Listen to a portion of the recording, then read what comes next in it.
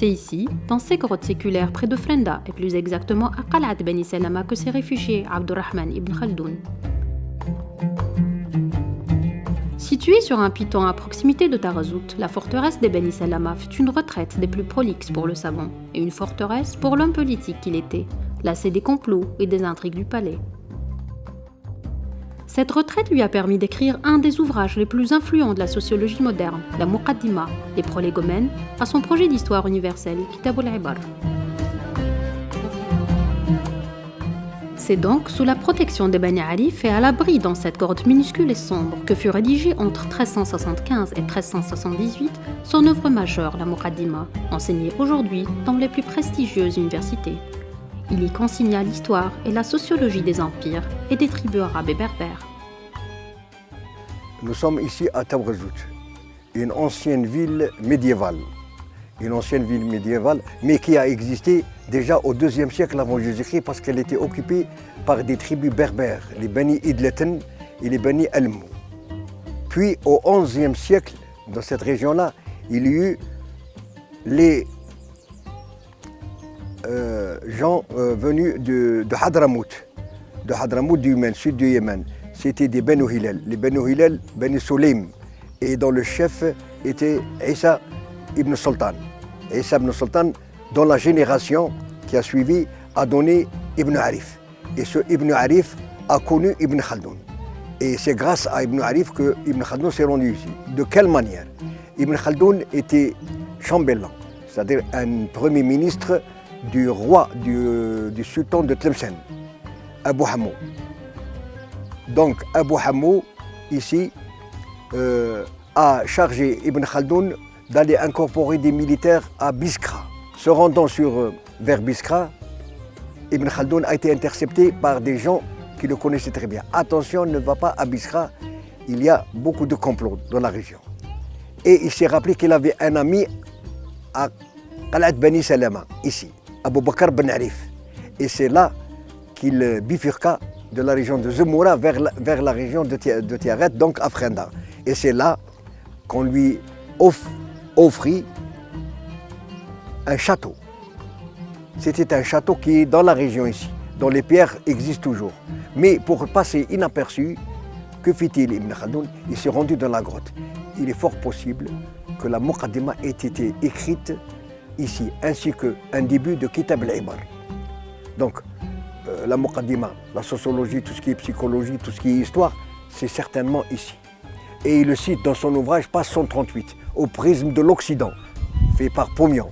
C'est à Qalat Beni Salama que j'ai eu la bonne fortune d'écrire la Muqaddima ainsi que Kitab al-Ibar.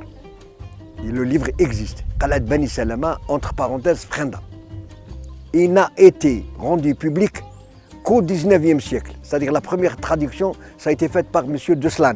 Nous avons l'histoire, la sociologie, on l'a appelé le père de la sociologie, Ibn Khaldoun. Qu'a-t-il fait sur la sociologie?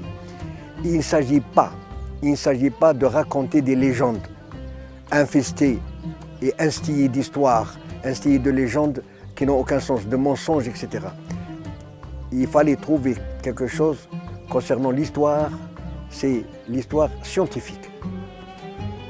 Né à Tunis en 1332, Ibn Khaldoun, encore jeune et ambitieux, entame un lent périple entre l'Andalousie et les pays du Maghreb. Il se lancera dans un voyage ambitieux et dangereux qui lui vaudra tour à tour honneur et disgrâce. Il fera l'objet d'intrigues politiques qui lui valent 2 ans de prison. Il entama des allers-retours entre Fès, Grenade, Tlemcen, Tarazout, Biskra et Béjaïa, dans un Maghreb en proie au déchirement interne et à la menace déjà grandissante des royaumes de Castille et d'Aragon en pleine reconquête.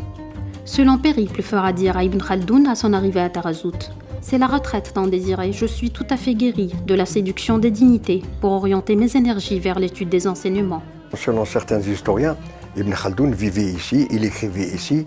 Pourquoi? Parce que c'est pour passer inaperçu devant les gens qui le suivaient, parce qu'il était déjà méprisé par les sultans, les princes, etc., qui l'enviaient parce qu'il avait une culture encyclopédique.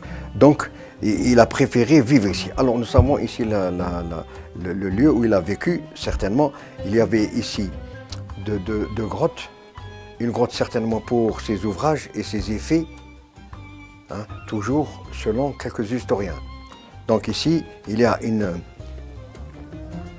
grotte, la grotte là où il mettait ses effets, etc. Hein.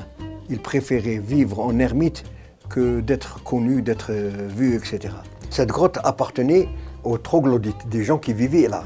Mais peut-être qu'il y avait des petites chambres là avant, à l'époque, parce que ça existe depuis la nuit des temps. On parle du 2e siècle avant Jésus-Christ, que ces grottes existaient chez les Beni Idletin.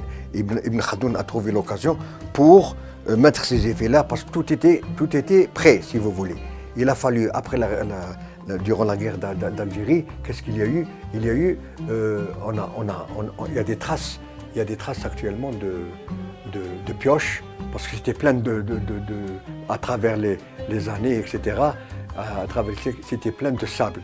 Donc on a essayé d'évacuer tout ce qui obstruait, et les deux petites grottes. Le protectorat offert par les Bani Arif dans la citadelle des Bani Salama a été sans nul doute une contribution au savoir de l'humanité et une fierté que porte en lui chaque natif de la région. Les plaines de Tarazout respirent aujourd'hui la dignité d'un peuple et la sacralité d'un lieu de pèlerinage de tous les amoureux de l'histoire.